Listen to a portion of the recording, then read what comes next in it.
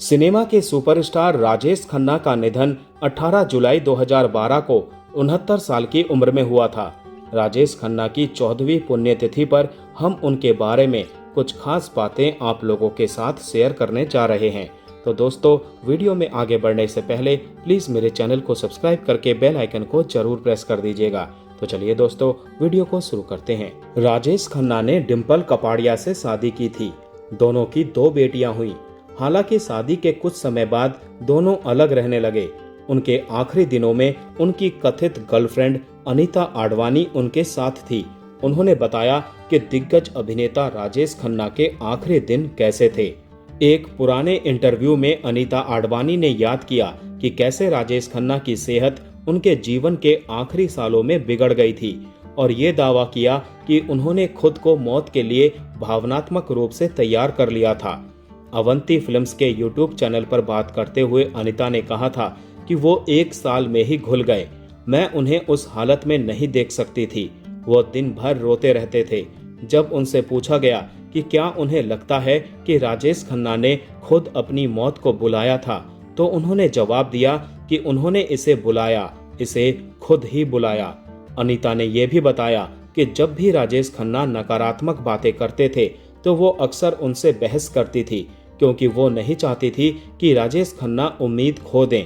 उन्होंने दिवंगत एक्टर के मशहूर बंगले आशीर्वाद के बारे में भी बात की और कहा कि इसे म्यूजियम के तौर पर सुरक्षित रखना उनका सपना था। उन्होंने कहा कि उनकी इच्छा थी कि घर को म्यूजियम में बदल दिया जाए। प्रॉपर्टी से जुड़े उनके एक फैसले को याद करते हुए अनीता ने आगे कहा कि जब उनकी तबीयत ठीक नहीं थी तब उन्हें 150 करोड़ रुपए का ऑफर मिला था, लेकिन उन्होंने इसे बेचने से इनकार कर दिया।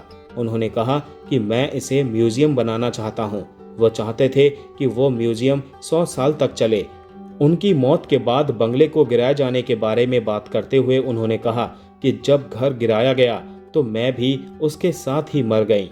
2013 में रेडिफ को दिए एक पुराने इंटरव्यू में अनीता ने एक्टर के आखिरी महीनों के बारे में भी बात की थी। उन्होंने बताया था कि राजेश खन्ना की मौत से लगभग 1 साल पहले उनकी पत्नी डिम्पल कपाड़िया और बेटियां ट्विंकल खन्ना और रिंकी खन्ना उनसे नियमित रूप से मिलने लगी थी। वो वहां कुछ घंटे बिताते थे। अगर मैं बाहर होती तो वो मुझे फोन करके पूछते कि मैं कब तक वापस आऊंगी ताकि वो जा सकें। जब वो जाते तो मैं उनका ध्यान रखती थी। मैं उन्हें बताती थी कि उनका सामान कहाँ रखा है। डिम्पल को तो ये भी नहीं पता होता था कि उनसे मिलने कौन कौन घर आता है। मैं उसे बताती थी और हम दोस्तों की तरह थे। मुझे खुशी थी कि उनका परिवार उनसे मिलने आया था। उनके बीमार होने के कारण किसी एक व्यक्ति के लिए फैसला लेना मुश्किल था, इसीलिए मैं उनसे भी सलाह लेती थी। मुझे बहुत डर लगता था क्योंकि उनकी सेहत बिगड़ रही थी। अंजू महेंद्र भी कभी कभी उनके पास बैठती थी। हमारी आपस में बहुत अच्छी बॉन्डिंग थी। उन्होंने राजेश खन्ना की बीमारी की गंभीरता को याद करते हुए कहा कि डॉक्टरों ने हमें बताया था कि वो कभी भी जा सकते हैं। वो बहुत कमजोर हो गए थे। तो दोस्तों, आज का ये वीडियो यहीं समाप्त करते हैं। मिलते हैं नेक्स्ट वीडियो में। तब तक के लिए आप सभी को tata bye bye, take care.